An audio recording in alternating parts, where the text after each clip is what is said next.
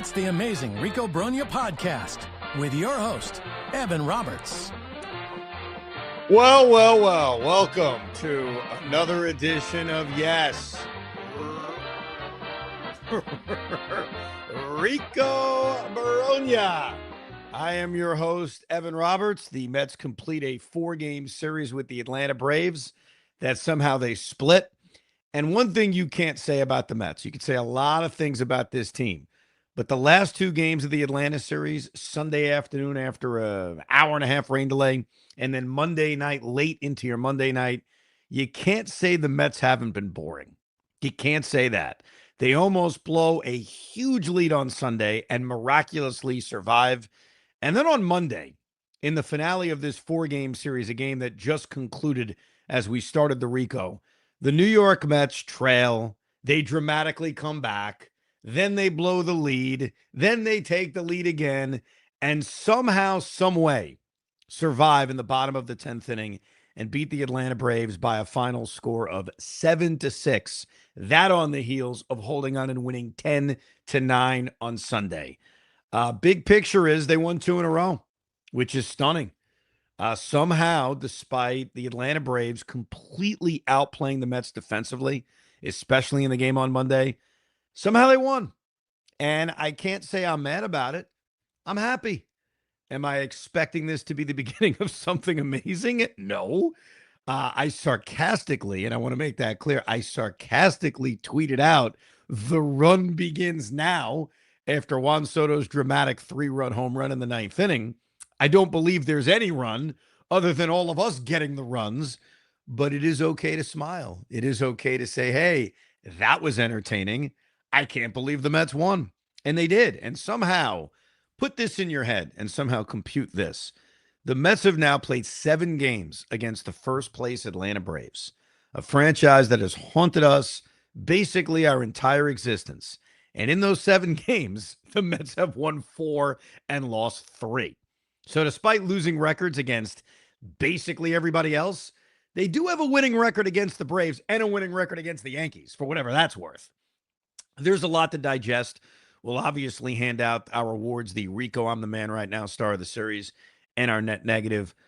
But the last 2 games, Sunday and Monday, and if you're looking for thoughts and recaps on Friday and Saturday, go back one previous episode. We did a Rico on the 4th of July into the 5th of July, wrapping up the embarrassment of the 14-3 loss on Saturday and the way they lost game 1 of this series. So we will focus on the last 2 games, along with handing out the I'm the Man Right Now and the net negative. But the last 2 games, I don't know how the hell they survived. And it wasn't pretty. But what I will start with is Juan Soto, because a lot of words have been used to describe Juan Soto's time with the Mets over the last year and a half. And one of the consistent things I have brought up is that while I'm not concerned about him and I don't hate him and I don't want to get rid of him, the reality is he's lacked a big moment. The reality is he put up really good numbers last year and got MVP votes, but he may not have even been the MVP of the team if you just watch them every single day. And even this year, he's an all-star and he deserves it. No one's saying he doesn't. And you look at the numbers coming into the game, an average right around 300, 18 home runs, 43 RBIs. Like, he's on pace to give you a 300 season, hit 35 to 40 home runs. And remember, he did miss time in the first half, drive in 90 runs. So no one could argue his stats. But he's lacked a big moment. He's lacked, I wouldn't even say it's like the earning his Met wings thing. I'm not even suggesting that. It's just being clutch. It's just helping them win games. When he comes up in the 8th inning with guys on base, is he coming through with a big hit? And so far, his tenure has not featured that.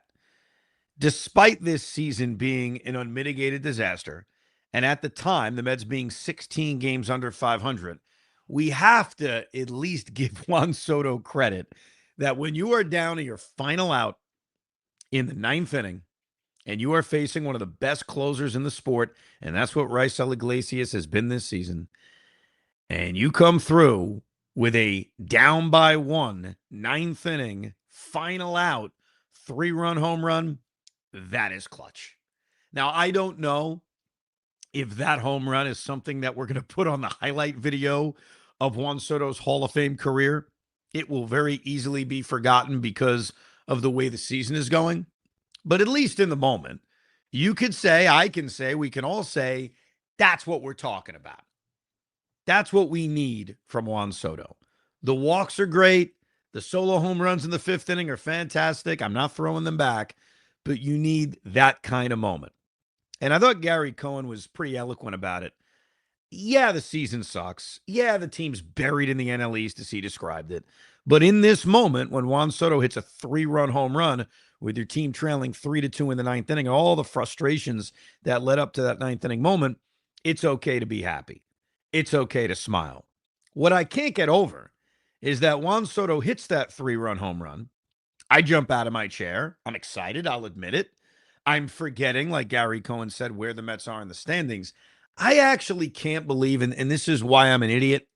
This is why, as realistic as I try to be, I guess there's that naive bone still in my body. I can't believe they gave it up.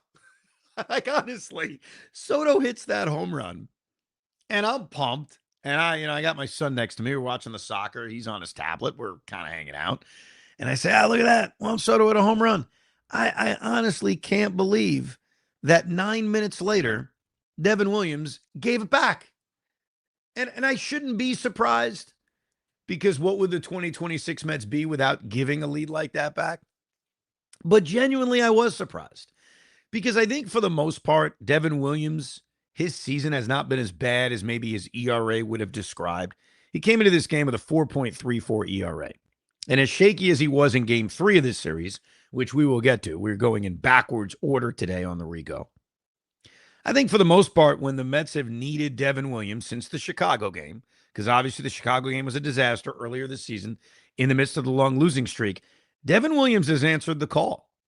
It really has. And I honestly thought his ERA was actually misleading to the year he's had. And he comes in with a 2-run lead after Soto hits the home run. And granted, he's facing the middle of the order. He threw a bunch of pitches the day before because Huascar Brazaban crapped the bed. And he promptly gives up this double to Ozzie Albies. And I can't say that the little things bother Devin Williams all the time, though it seems like they have in the past. Albies stealing third, even though it shouldn't have mattered because it's defensive indifference with a 2-run lead in the ninth inning, it felt like it got to him. And then he gives up the 2-run opposite field home run to Matt Olson, where I started laughing. How can you not? I cursed and I laughed. Like, you kidding me? Soto finally has this awesome moment, this great comeback against an elite closer, a chance to split a series against the Braves. I mean, I get where they are in the standings. That's still a nice little thing. And Devin Williams, it takes him 30 seconds to just throw it back. And after he gives up the base hit to Drake Baldwin right after, I am now just prepared. Okay, they're going to lose. Okay, we got ourselves a little blue balls, a little Juan Soto blue ball action, because now Devin Williams is just going to immediately blow this game.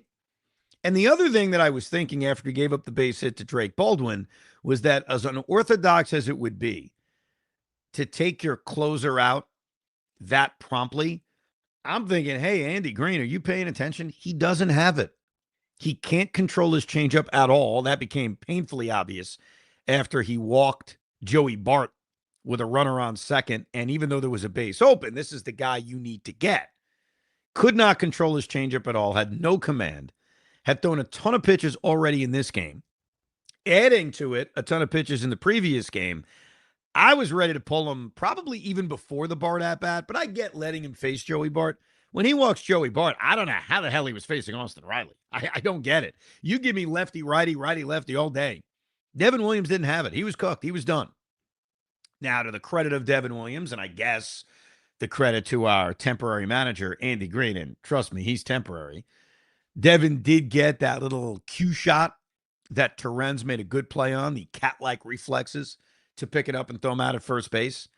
And then he goes to Brooks Raley, which is the absolute right call. But you have to also think and admit that when Jose Azocar, the former Met, a guy we talked about on spring training Ricos as like a fifth outfielder potentially making the team and was briefly on the team last year, when he's the guy pinch hitting for Yastrzemski because Eli White isn't with the team. The Met killer, Eli White, thank God. Eli White's with the team. Mets lose this game. Who are we kidding? Eli White comes up, he smokes one up the alley, or he hits one over the fence, and we just lose in the bottom of the ninth inning. But seeing the former Met, Jose Azocar, come to the plate, I did think in this moment, we're going to lose. All right, that's a horrible way to lose. That's the way this thing is going to go down. It's going to be Jose Azocar to get the game-winning hit. But Brooks Raley calmly strikes him out, and we extend what I figured was going to be a stay of execution. Because as naively confident as I was after Soto hit the home run, once they tie it, it's like you're sitting there waiting to figure out how are we going to lose. And this Owen Murphy comes in and makes his major league debut and gets the first 2 outs. Lindor swinging at the first pitch, lining one right out to center field. He had an 0 for in this game, 0 for 5. Cooled off greatly, DHing for the first time this season. Carson Benge grounds out. And then you get, and this seems to kill the Mets so much, so it's glad that it helped them, the behind in the count hit batsman. That's what I need to do during the lockout. That's one of my my projects during the MLB lockout. How many effing times in 2026, and it feels like it happened a lot to Nolan McLean, where you're ahead of the count, 0-2 or 1-2, and you hit a guy? Feels like it happened all the time this season. And luckily, it happened for us. Because Jared Young, who has cooled off completely, including bouncing into that double play in the 8th inning, at 0-2, he ain't getting a hit. I mean, who are we kidding on that? So when he gets hit by the pitch on the 0-2, it at least gives us new life. And Luis Torrens, who came into this game because Tyrone Taylor pinch ran for Francisco Alvarez in the 9th inning when Alvarez led off the 9th with a base hit. Say this about Torrens, he's been clutch. Luis Torrens is better than the stats will tell you. I don't think he's an everyday catcher. We've had that debate before. But he is such a good backup catcher and such a good, he can get a big hit here and there kind of player. And he has this battle with the young Owen Murphy. He's behind in the count 0-2. He's trying to shoot it to right field, and he pulls one into the left field corner. Oh, man. Chef's kiss for Luis Torrens. That's why when we grade him at the end of the season, I tend to give him really high grades. Remember that random Monday night in Atlanta when he delivered a 2-run, 0-2, excuse me, I'm choking on this, 2-run double to give this team the lead. And even then, I wasn't sure we were going to win. And of course, Luke Weaver, who's been great, it's tough to bitch about Luke Weaver, had to make things exciting. He gives up the double to Michael Harris. The intentional walk to Matt Olson was an absolute no-brainer. But then he walks Jorge Mateo.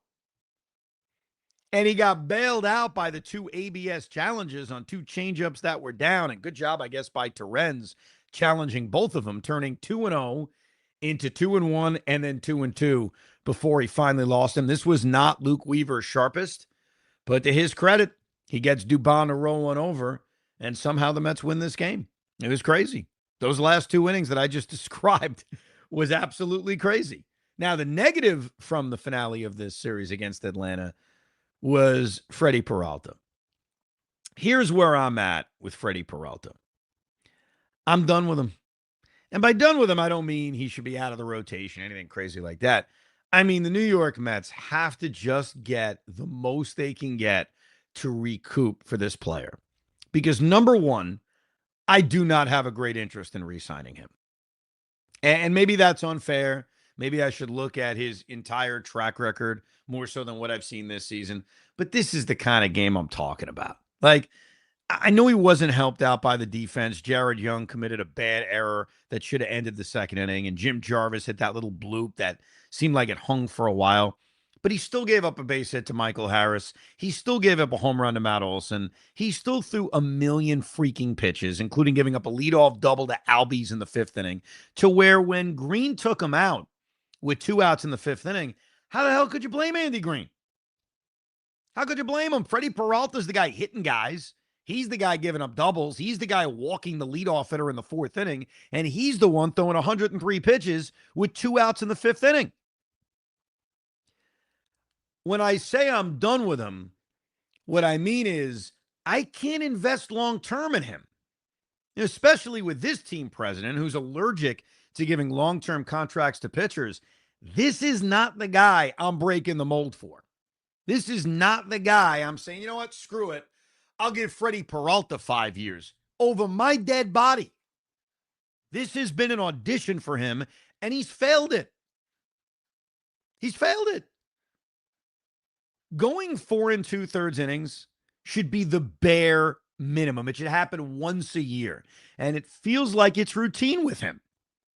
So it's a sunk cost, because I did find myself in the middle of this start, in the middle of this laborious outing by Freddy Peralta. I did find myself checking in on Jet Williams and Brandon Sproat. And while Jet Williams' numbers at AAA aren't good, check out what he's done over the last 2 weeks. He is starting to hit, and the Brewers have used him a lot at third base, shortstop, and center field. I have no idea what Jet Williams is going to be at the major league level, but that's a sunk cost. Brandon Sproat is in the Brewers rotation. Check out what he's done over the last month. He's pitched to about a 3 ERA in his last 5 starts. He's a young starting pitcher. Who knows what he turns into? But that, too, is a sunk cost. And you could tell me all day, oh, come on, it was Freddy Peralta. Everybody loved it. It was fantastic. Well, first of all, I didn't love it. I took a lot of crap for it. And number two, it doesn't matter if you liked it when it happened. It is the president's job to make trades and have them work out. Not my fault that we thought differently or you thought differently or how could you have thought differently. It doesn't work both ways, or it does work both ways. Like, I'm going to give him credit for a under-the-radar minor league signing like Jose Iglesias and say, hey, he found someone, and that guy turned into a big factor in 2024. I'm not going to degrade it by saying, it was a minor league deal, it doesn't matter. So if we're going to do that, and I think I'm pretty fair by giving him credit for a move like that, then I'm sorry, we can't sit here and make excuses for why that trade sucked, because that trade has sucked. Freddy Peralta needs to go more than 4 2/3 innings. And again, I don't want to hear about Jared Young. I'll get to Jared Young in about 30 seconds. But for now, when talking about Freddy Peralta and his outing, I don't want to hear it. Because this outing didn't have to be a disaster. It didn't have to be 4 2/3 innings. It became one because he's the guy that let the leadoff man get on base in every inning except one. That's not Jared Young's fault. Did Jared Young extend the second inning and lead to 2 unearned runs? Absolutely. But the funny thing about unearned runs is that after the error is committed, you can still get out of the inning. Not all unearned runs are created equal. But what pisses me off about unearned runs is that we all watched Freddy Peralta. We all watched him struggle to not even get through 5. And he was only charged with 1 earned run. And Sean Manaea, who suffered from a dropped freaking pop-up that for some reason is called a double, and I'm still protesting. You know what I've done with my scorecard? I haven't finished that game.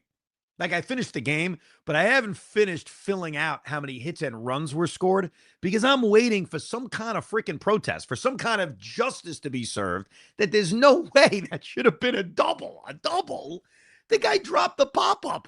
Anyhow, Sean Manaea got charged for 6 earned runs, and Freddy Peralta got charged for 1 earned run. Do you not see the injustice? Now, let me get to Jared Young.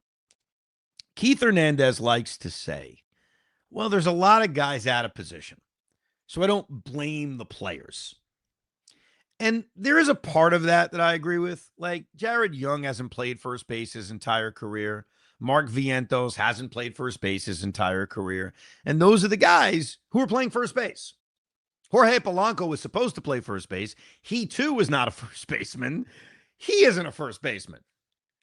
So who am I supposed to get angry at, Keith? Do we go back to David Stearns and say that this guy lectured us about run prevention, did not make an offer to Pete Alonso, and we're throwing that defensively at first base? I guess I've already said it. It is just incredibly frustrating. I'm going to try to put this in a more eloquent way. It is really frustrating in a bad season, a season that we all know is bad, And I don't want to hear anybody email me saying, oh, you're so negative on the Rico. The Mets won 2 in a row and you're so negative. Shut it, okay?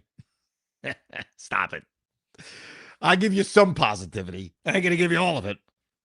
But it is really depressing and disheartening to watch the defense at first base be so abysmal after we were lectured.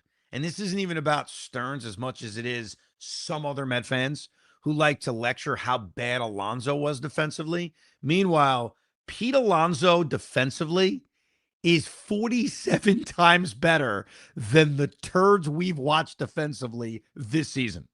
Like, count up. This is another offseason, Rico. Count up all the miscues at first base. And they're not all errors. Some of them aren't even called errors. Some of them are just miscues.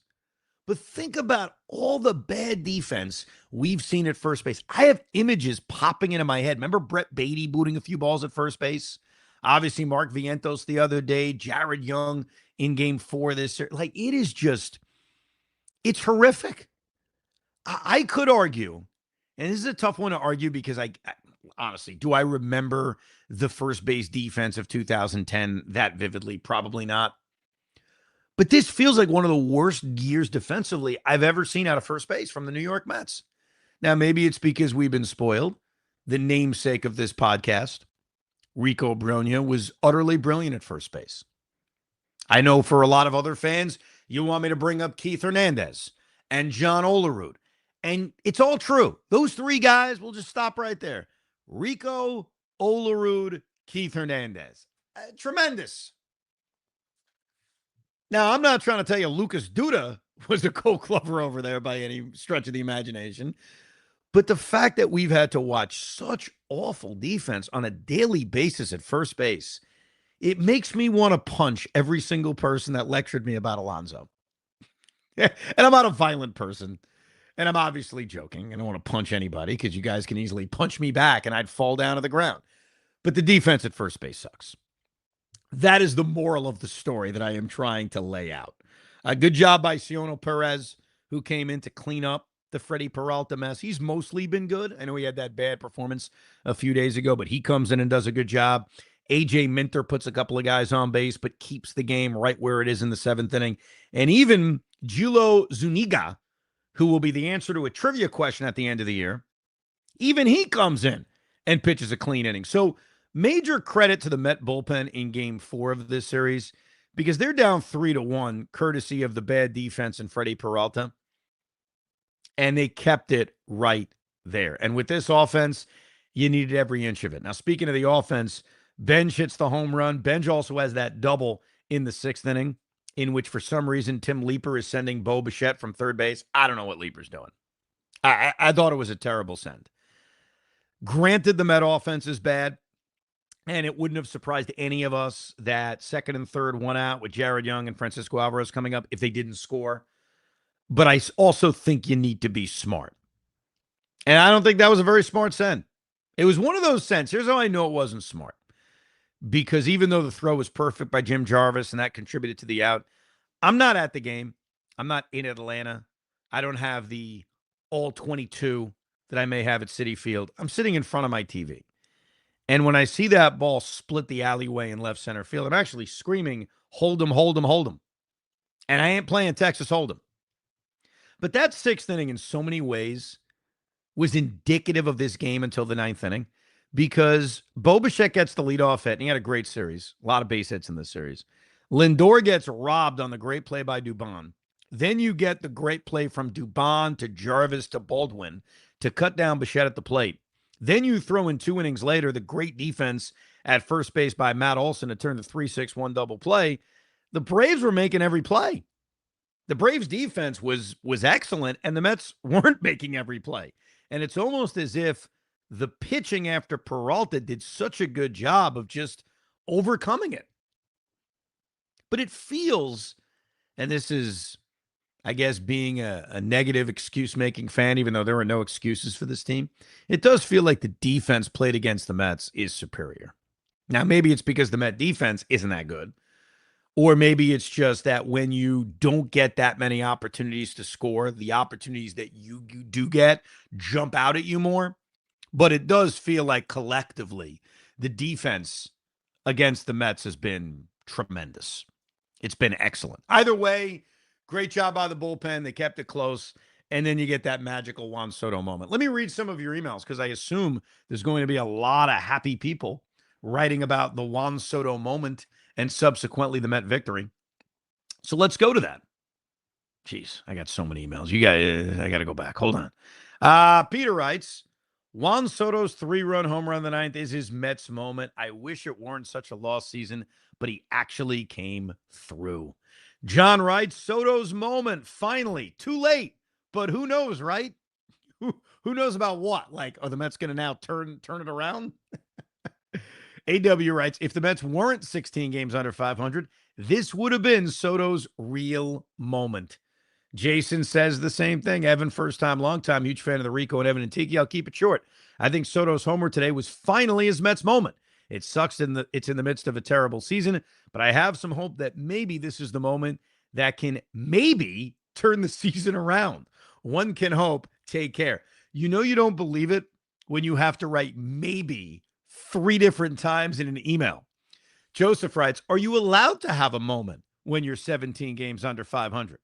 Tommy writes, too bad no one was watching, but that was Juan Soto's moment. Too bad it was so late, but that was his moment. Joe writes, finally, a signature Soto moment. Not that it will matter in 2026. Keep up the good work. Matt, other things besides Soto. Matt writes, I turned on the game because it was halftime of the soccer game. I caught the top of the 6th inning. What a horrible decision.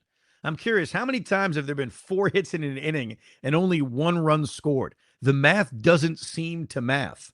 Only this team will back to the soccer. Well, I don't think you enjoyed the soccer. That was ugly in its own right.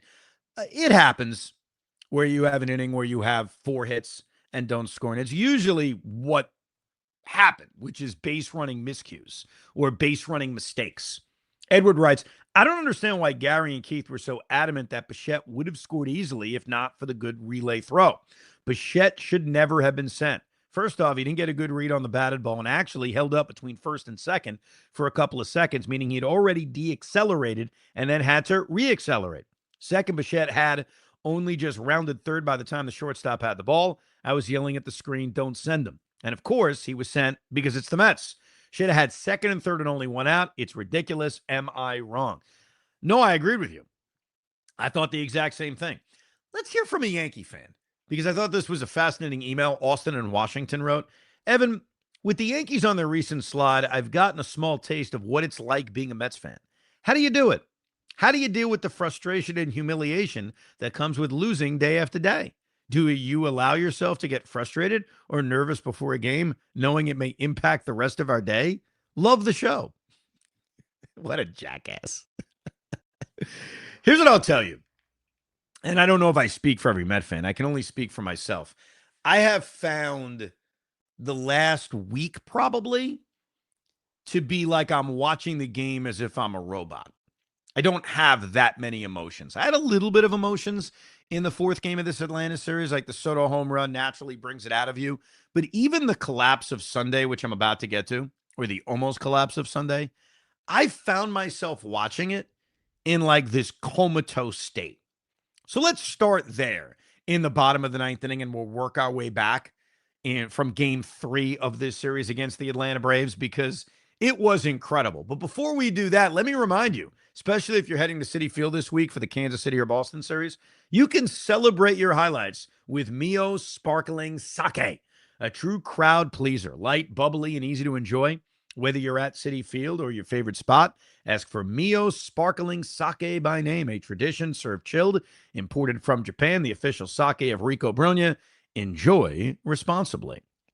So the Mets-Braves game on Sunday was kind of odd because they get the early run. It should have been more.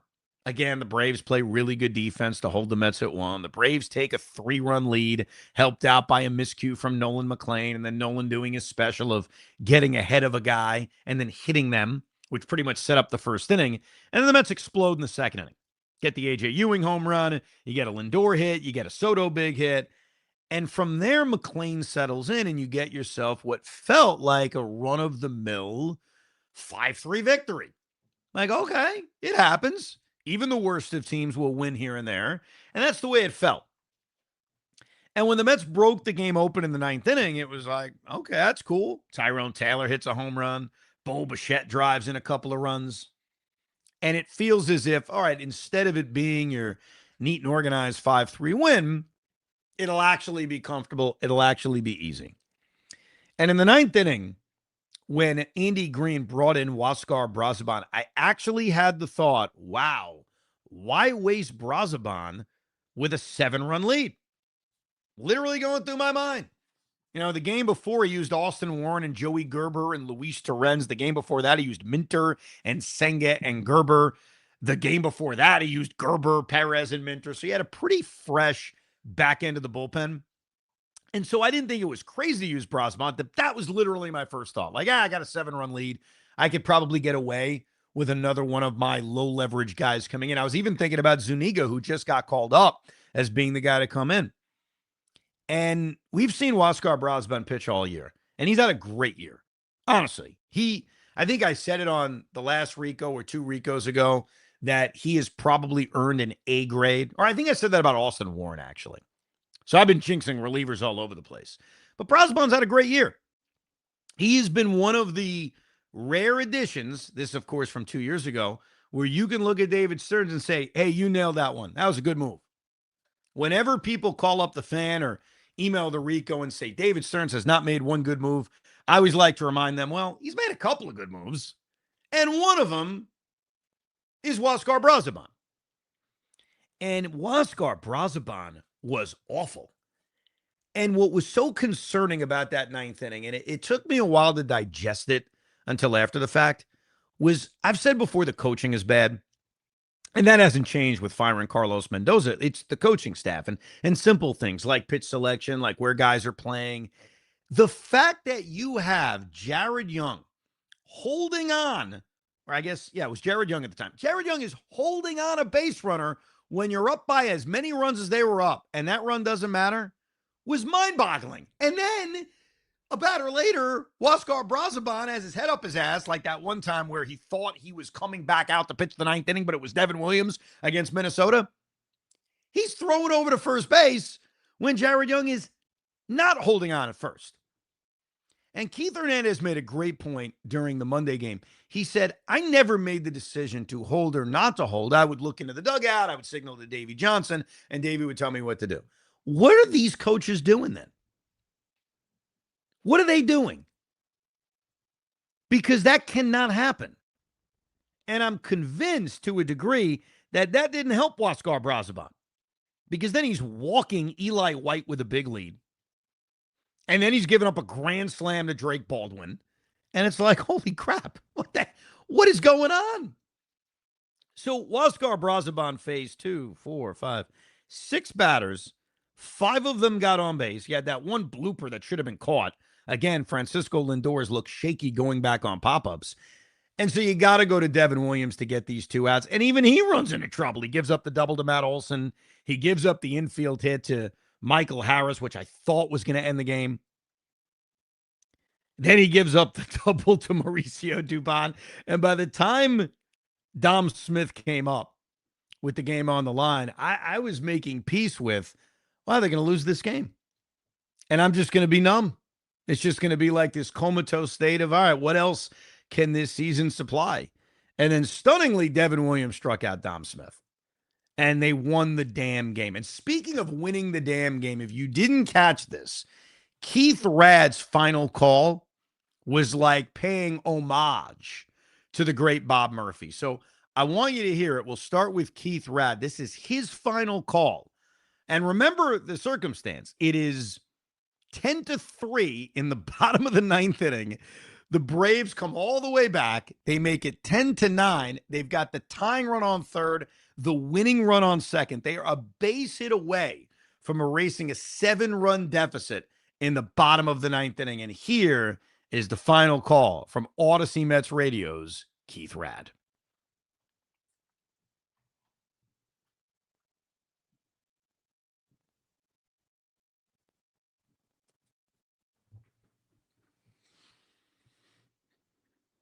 I don't know if you're there, Hoff, but I can't hear anything, so you'll have to tell me when the call is over. I assume it's over because I'm already talking, but hopefully you were able to hear it. But Keith Red gives they win the damn game.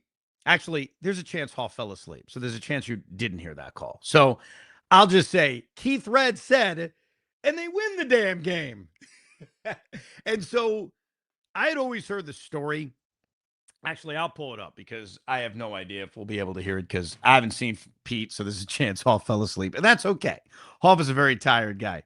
But I'll pull the Bob Murphy clip because I have it here. I was always told about this game.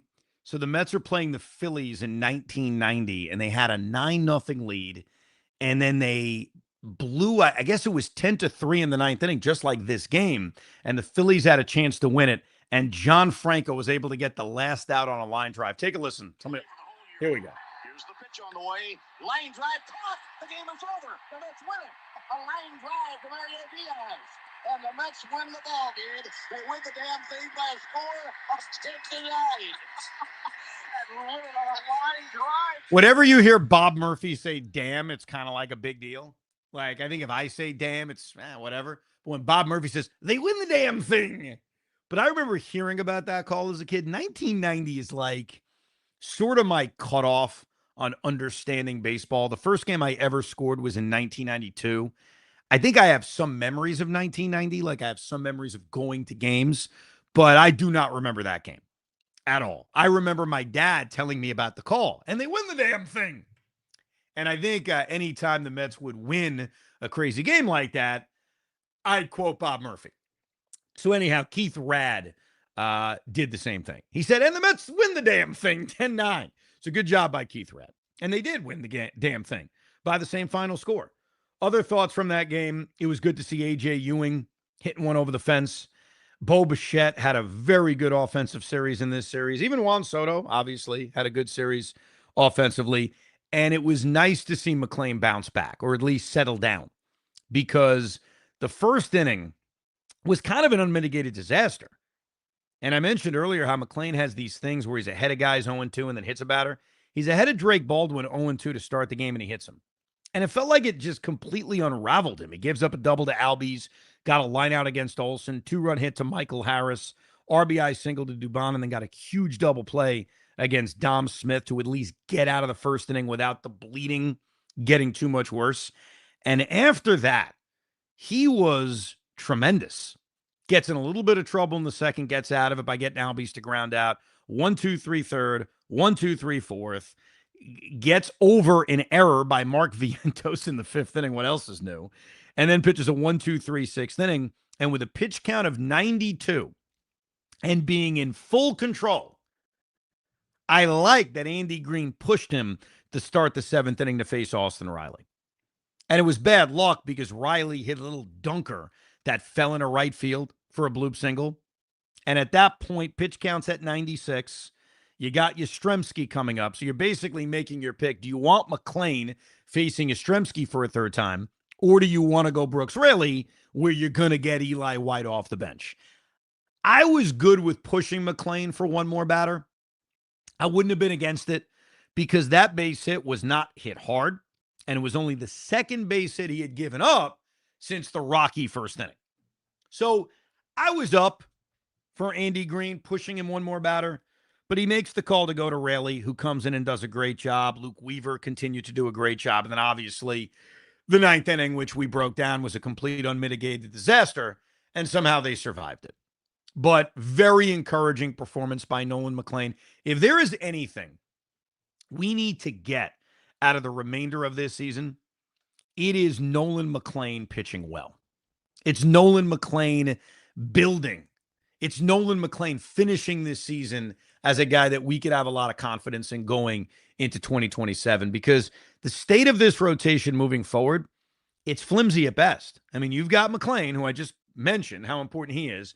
You got Christian Scott, and he's another one who you want to see growth from as this season goes on. You want to see more than what we saw on Friday when he goes 4 innings and allows 2 runs. Need more than that. But outside of that, I mean, Sean Manaea is going to be here because he's under contract, but I don't think he's guaranteed a rotation spot.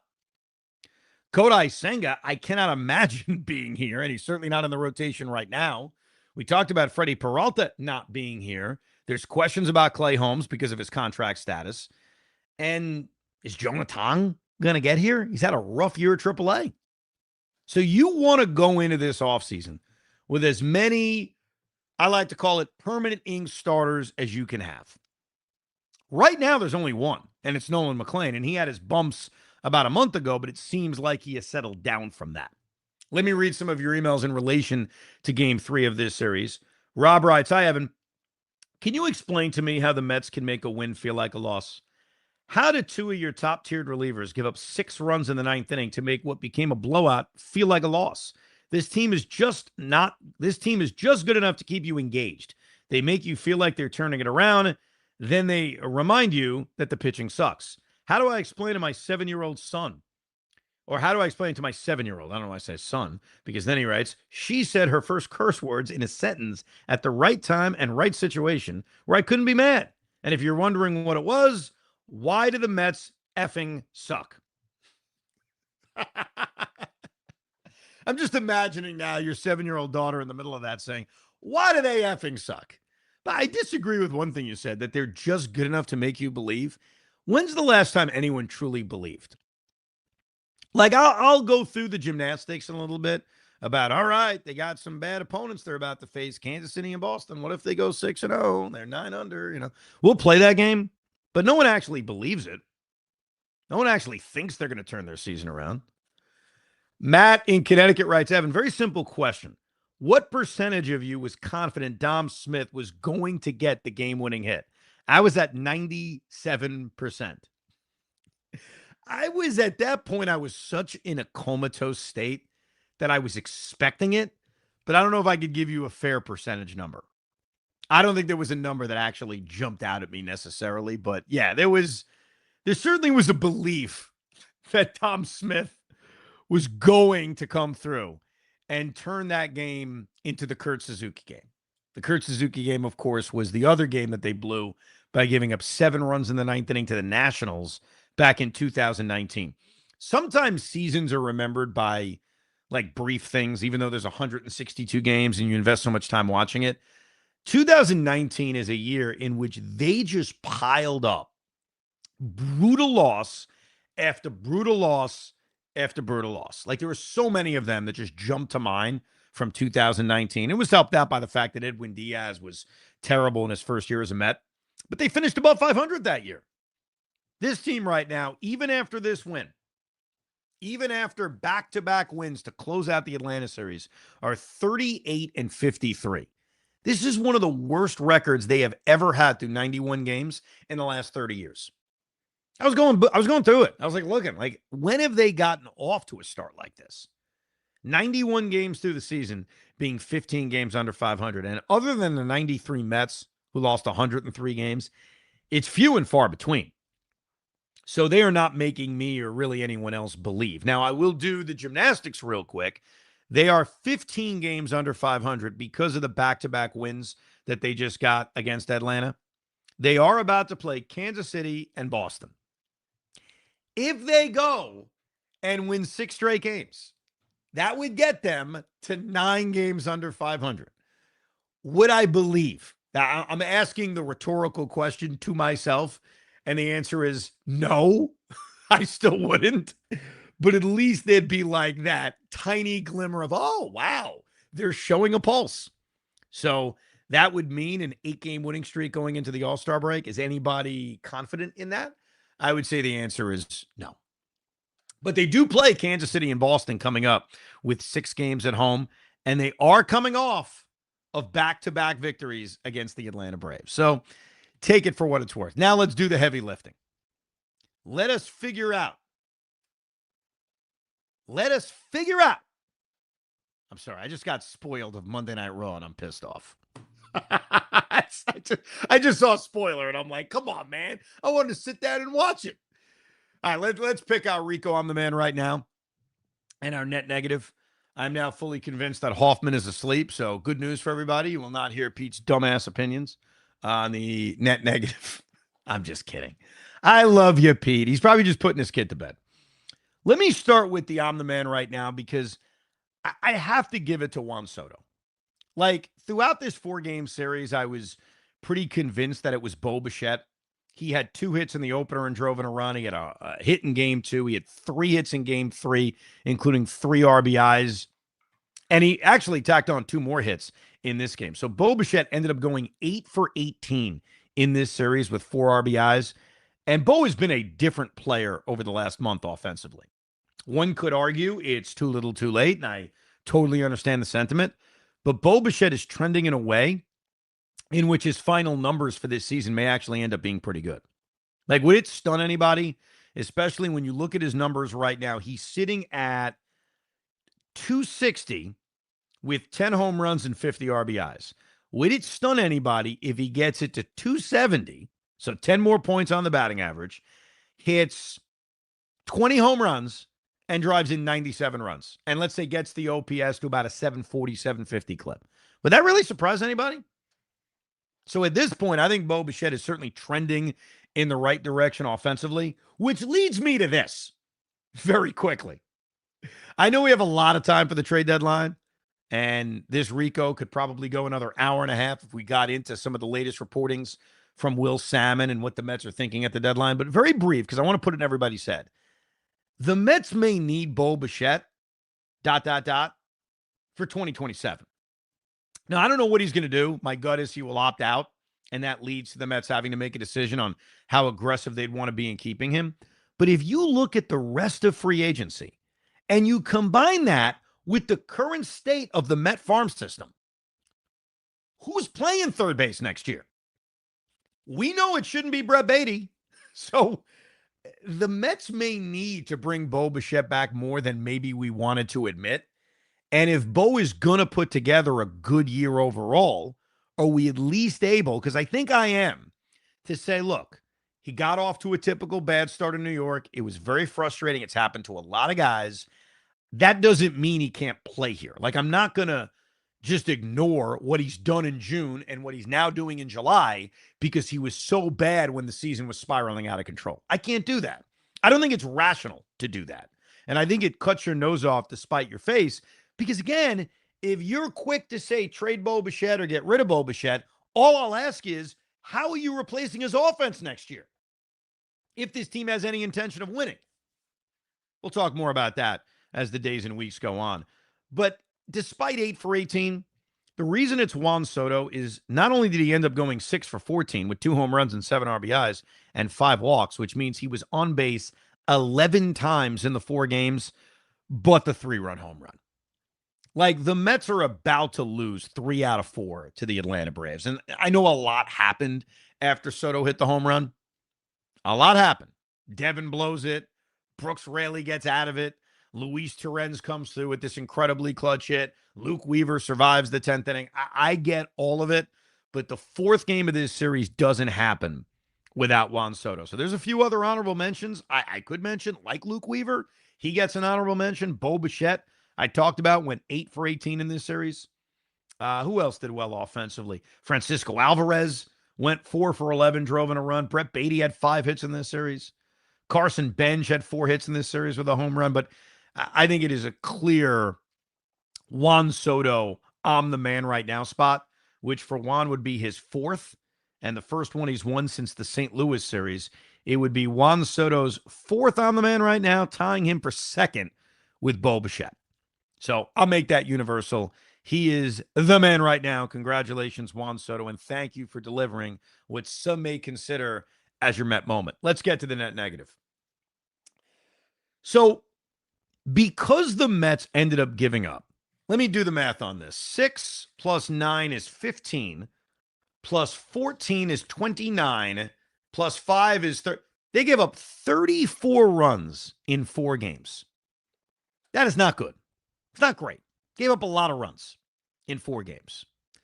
And so because of that, I lean towards a pitcher getting the net negative. Who is a candidate offensively? I mean, I guess you could say Francisco Lindor didn't do very much. Plus, he was a part of that big Tyrone Taylor drop from Saturday night.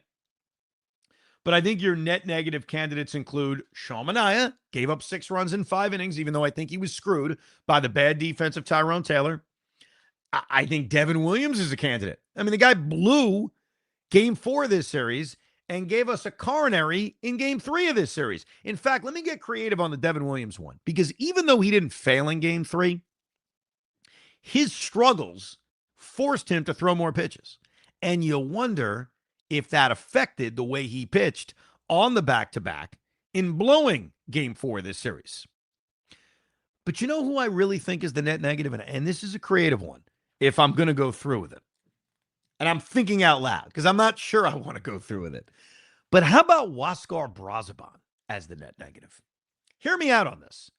If Huascar Braziban doesn't implode and simply just comes in and gets the job done, Devin Williams doesn't pitch, and there's a damn good chance Devin Williams doesn't blow game 4 of this series.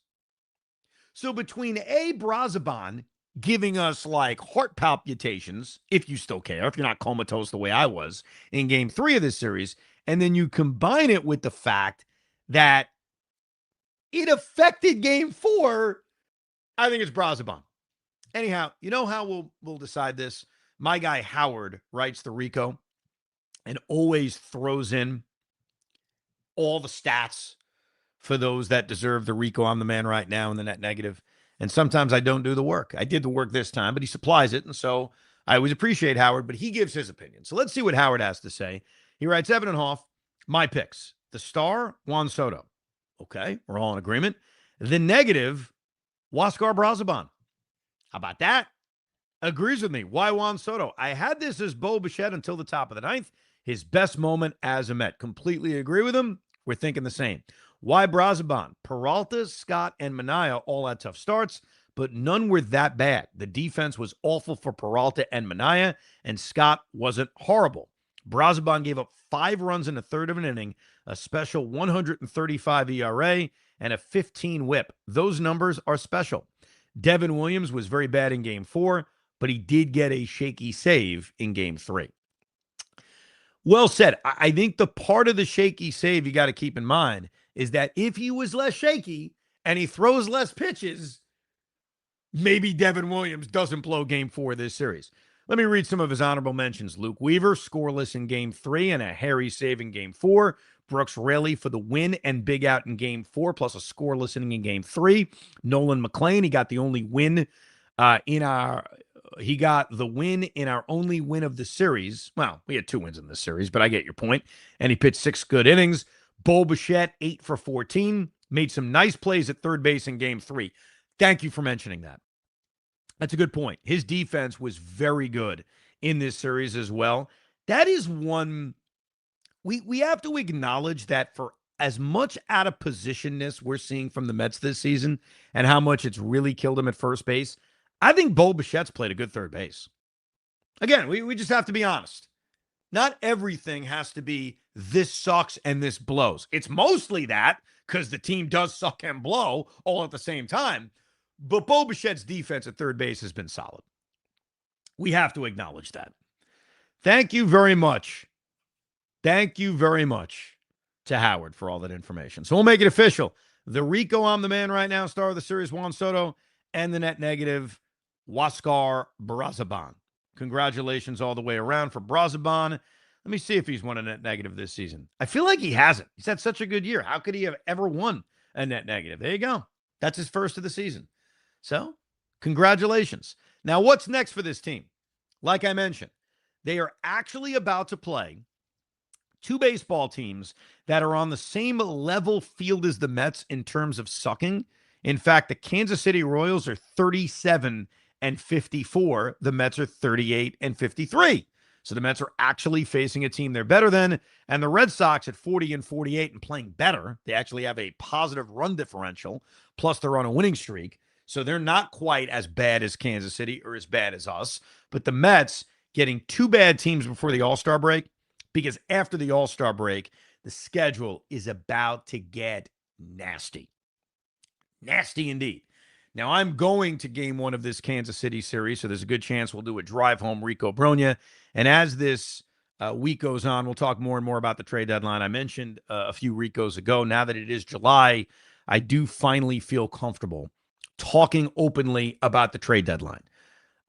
Whether it's trading Francisco Alvarez, or is there any value for Vientos and Beatty, or do you sell a guy like Luke Weaver, even the crazy idea of trading Francisco Lindor. We'll get into all of it as the days go on. But you can always interact with the Rico by emailing us, thericob@gmail.com, thericob@gmail.com. Make sure you're subscribed to the Rico Brogna or the WFAN YouTube page, because while we always give you these series recap Rico Brognas, we do pop in with a lot of instant reactions and a lot of Rico Brognas throughout the week. So make sure you're subscribed and you'll never miss an episode. Thank you very much for hanging out with us on, I guess, dare I say, a happy edition of Rico Brogna.